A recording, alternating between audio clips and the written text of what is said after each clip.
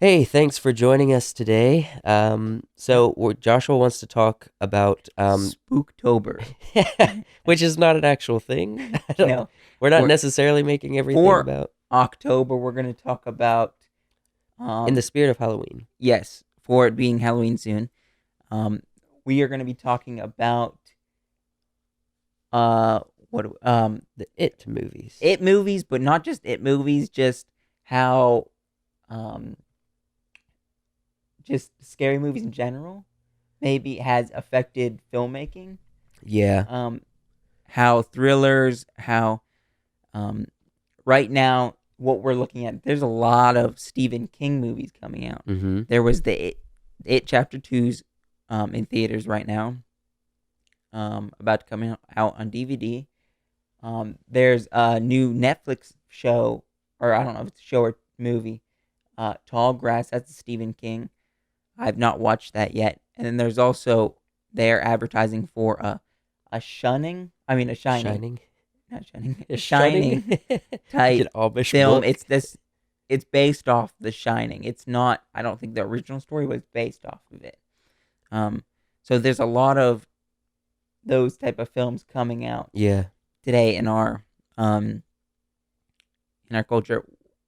Before we get into that, let's. What was the very first what you call scary movie or like thrilling movie that you ever watched? Signs. Signs with Signs M Night Shyamalan Yeah, M. Night Shyamalan did that and one. Mel Gibson and also Joaquin Phoenix. Yeah, he did. Which we just talked about Joaquin Phoenix in the Yeah, last episode. Um, but Yeah, that was my first thrilling movie. It was not technically horror at all, yeah. but it was intense. Alien. Just a classic M. Night Shyamalan kind of film, I Yeah, think. he's definitely one of my favorite directors. Yeah. I'm not a super fan of his newer stuff like Glass, like Mr. Yeah. Glassman or whatever. It was just glass. I'm not really a But fan it, of it that. fits the world of the Unbreakable and Split. Yeah, It has the I same think I vibe. never got into that as much, but his original stuff, the more creepy thriller stuff, I really enjoyed.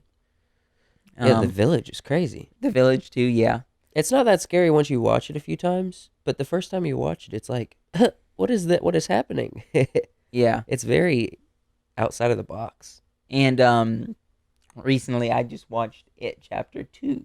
And Yeah. now this is going to be kind of a controversial topic a little bit because um kind of around the culture that we're in. We are very open in saying that um we don't make Christian films, but we are Christian. And I So know, it means our values yeah, dictates a little bit of what we're gonna create. yeah. And I mean, we did kind of have a thrilling, kind of creepy vibe to our movie, Dying of the Leaves. There Yeah, was, if you've seen it, it was intentional. you know what we're talking about. Um, and that kind of had people say it kind of has a Village Donnie Darko vibe. Yeah, They say that yeah. in one of the interviews. Um, but me watching It Chapter 2. Um, Which I haven't seen either of these films yet. okay, I well, feel like all of this show is me saying I haven't watched that, and you telling me you've watched everything. well, that comes from me basically producing the show, coming up with the ideas, and then you just I sitting just in as show a up to body. talk. Yeah. Oh Um. well. So it the first one. Yeah, It's about them as I kids. know that. And then the second one is 27 years later when they're adults, I also know that. with throwing in some of the flashbacks from when they were kids and how it's kind of affected their whole life Yeah, because they they promised that they would come back if the it ever came back. But essentially, what is it? I know it. Do you know the concept of it? Why he's yes. called it? What is it? Okay, I don't know why he's called it, but I do know that he is a being that's made up of light, and he he came to Earth, which I believe Earth is like the back of some kind of giant Well, turtle or without getting into the something origin crazy. of him, kind of it is everything that you're That scared of in the dark. It is what you think of when you have your nightmares. It is it. What you don't have a name for it. It is it. It is what okay, you're scared of.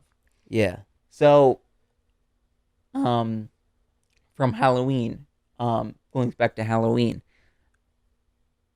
why is in culture these days, why do we are we value value glorifying these, fear. yes, it, like, are it's in Um, filming these days? I would say we usually have seasons and holidays that celebrate all kinds of different emotions. Yeah. It just so happens that Halloween is one that we like to not necessarily celebrate, but kind of expose ourselves to more of the scary side of the world and Yeah. darker things. And I don't know if that's healthy. I know a lot of people say Halloween shouldn't be celebrated in our circles anyway. Yeah. But I would say that to an extent, it's probably not healthy. But when it comes down to it, it's just another human emotion. And as long as you're not like praising it and saying, "Yeah, this is a good thing. It's a positive thing," and you're just kind of taking it for what it is, maybe making, you know, I personally don't think it's wrong to watch a frightening film. I don't think it's In my wrong to, opinion, when you say a frightening film and then like a demon possession film, I yeah, feel like they're two different categories too, though. Um, unless you don't believe in the supernatural, then you just kind of lump yes. them together. Um, for me, I won't really watch what you call demon possession movies, for the fact that, one, they're not well made out of, Yeah, they're very formatted. yeah, for that, but also because, um, You believe in the supernatural. yes, yeah. Yeah. And so that plays an aspect. And I feel like that kind of opens you to, I mean, as a Christian, it doesn't open you, but It exposes, exposes you to it's being showing around that. interest, it's showing an interest into something um that you as a Christian choose not to associate with. Yes. And you're giving something light that you don't want to give light to. Yeah. I get that, and I would But agree with you. when you just talking about, um, a scary movie, or like, something that's thrilling, something like you were saying, Signs, it's aliens, but it's supposed to be scary. Um, I feel like that genre has a lot of art and creativity It and does. filmmaking To be around able it. to get someone to be genuinely frightened, Yeah. that's an emotion. That's something that we are aiming to do with Wise Works. I mean, one of the things we want to cause emotion in people and fear, or being a little anxious for a character or something. That's an emotion. We want to be able to cultivate all kinds of different emotions, including that one. Yeah. So I feel like that's a very, in our circle, I feel like that genre of filmmaking has been pushed aside by a lot of people because um they don't want to cross the line per se, Yeah. but um but in another way, it's not, with certain films, it's a great form of art that we're, um missing out on, Yeah. as That's true. I would agree with you.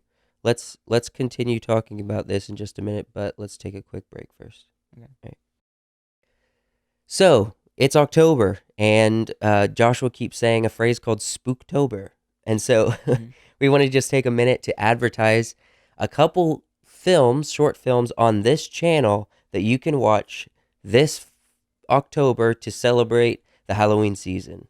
Yep. So One of our films that was made a long time ago, when you were first in coming out of school, film school, was Hidden, is what it's called. yep, Hidden. It's about, it's a very short film. It's three it's like 4 minutes, less than 10. Yeah, it's yeah, it's three to like four five, minutes. less than Yeah. 5 minutes. Um, And that was a Halloween short that we came out with. Um, just look up Hidden. I won't kind of give it away what it is, but Hmm. just know it's a Halloween type sketch Yeah. short film. Yeah. Then we also have Dying of the Leaves, our latest film. That's on this channel now. That isn't um an October kind of Halloween film, but it does have some um Elements of fear. Yeah. elements in there that are spooky, um kind of war stuff. Yeah. And so There are things in there to be thrilling, so I think it works well in yeah, go ahead October. and go check those out. They're all on this channel and they're free, so just Yeah. go check them out and learn little bit more about Wiseworks. Hidden and Dying of the Leaves. Yep. Okay, Bring now it we're on. back. So we were talking about how people are dismissing a genre of type of film that's very creative because they don't want to um, get Yeah. into that per se. Yeah, I But would. what is your thought on On what specifically? on Why just people dismiss it, or why people dismiss it or just this film in general? I mean, these type of films. I think with these type of films, it you're right. It can be very creative. You have to be careful though that it doesn't get put into just recycling the same stuff, because if people keep getting in the same positions and you're using the same tactics to scare the audience, then yeah, it can be frightening, but at some point it's not something new that people have seen before. You got to keep getting creative with it. Um, why do I think people dismiss it? I honestly think people dismiss it because what we've already talked about. They think that it's it's creating an emotion that is opposite to what they value, and so they do dismiss something that I think actually holds a lot of entertainment. And that's what I think it really should be looked at. It should be looked at as entertainment. It's not something that should be looked at as a life influencer or anything of that nature. I mean, I think films, for the most part, it's just built around entertainment. I don't think you should be consuming just that kind of content only, but you should be expressing and enjoying different forms of entertainment all the time. So, Yeah, yeah, I don't think it should be dismissed. I think the art that's there should be valued and appreciated. that is true. And I totally just blanked on what I was gonna say. Well, that's okay. Going back to what you said earlier, I do agree with you about more demon style films. Yeah, I can't say that I haven't watched them. Like I know you said you choose not to watch them. I have watched like The Conjuring and Annabelle 2, and I've watched The Nun and all those different ones. And I'm watching them. My wife doesn't watch them. She doesn't like them. But I'm watching them more because I'm interested to see what they're doing. And I've come to realize they're just recycling the same formatted story over and over again. yeah, And I think it's just gotten to the point where they're just trying to make money. And it feels like the same story. You know what I mean? I mean, it is all part of the same story, but it feels like the same formatted plot points, yeah. And so I wouldn't recommend you watch those kind of things regularly. You choose what you want to do. That's not something we would choose to do, even though I have watched them. I don't actively watch them. I don't go to the theaters and watch them or anything. But like what we talked about last week, The Joker. It's not really a scary movie, but there's probably elements that are a bit thrilling in it. Yeah. Um, that and what we're talking about. Um, what do you think about it separates itself from more of those demon style movies? Well, um, kind of it is more of like an entity. It's more of like we said, it is what you're scared of. Yeah, A demon possession movie is actually something that's possessing you as yeah, a human. it's invading. Yes. Um, so it's a little bit different. Now going off topic a little bit, being that there's kids in the movie. What is your thought on that? I think it's great. I mean, What? just like this genre and having kids. Why do people put younger people in Because they're films like this? vulnerable. Vulnerable, it's easier to sympathize for them Yeah. because they're younger and they are vulnerable. Um, You care more about if it hurts more if they get hurt or they die or something. Like you Yeah. feel it more because they're just kids, you know? with kind of something that when you're creating a film, you have to give the audience emotional connection with that character. With a few exceptions, and cute kids are that exception of you. It's easier to sympathize with them. Yeah. For like an older, let's say it's a older gentleman. If something happens, You don't really care. if it happens right off the bat, you don't care. You have to kind of first set or have a relationship with that character. You have to get to know him, and then you'll sympathize with him more. So, I guess that's why people in this genre are using kids more. Yeah. And it's easier to make a good film with that. Going on what we're talking about with frightening films that Yeah. I would recommend my heart out that you should watch if you're kind of saying I don't really like demon movies, but I like, frightening films. If you haven't seen The Quiet Place, you should watch that. Yeah. Quiet Place is amazing. That is an ideal scary film. John Krasinski and Emily Blunt. Yeah. That was, I would say, one of the best. One of my top 3 of 2018. 2018, yeah.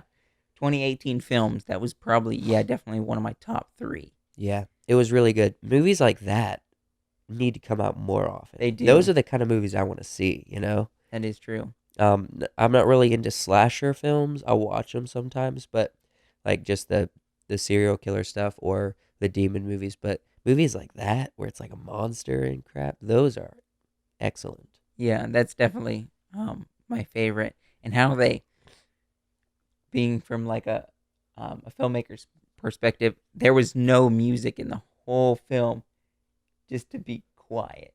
And there was music when at the once monster it starts getting intense, but yeah. like how they just the creative choices they made in that film to with like no music, certain things they did to just make it feel quiet. And it was a good film. Yeah, I definitely agree with you. We should wrap it up. Okay. But there is one thing I think we should do next time we're on a podcast. I want to say it here so we can remember. Okay. We should both watch Castaway and write out all of the creative filmmaking tricks they used in Castaway and talk about them. Because Castaway is an amazing movie. Yeah. Let's do that next time. Okay. Next time we're together. Maybe not next time, but soon. Yeah, as soon as we can. Maybe right after October. Yeah. All right. So thanks for watching, guys. I appreciate it. Yep. And have a good day. Yeah.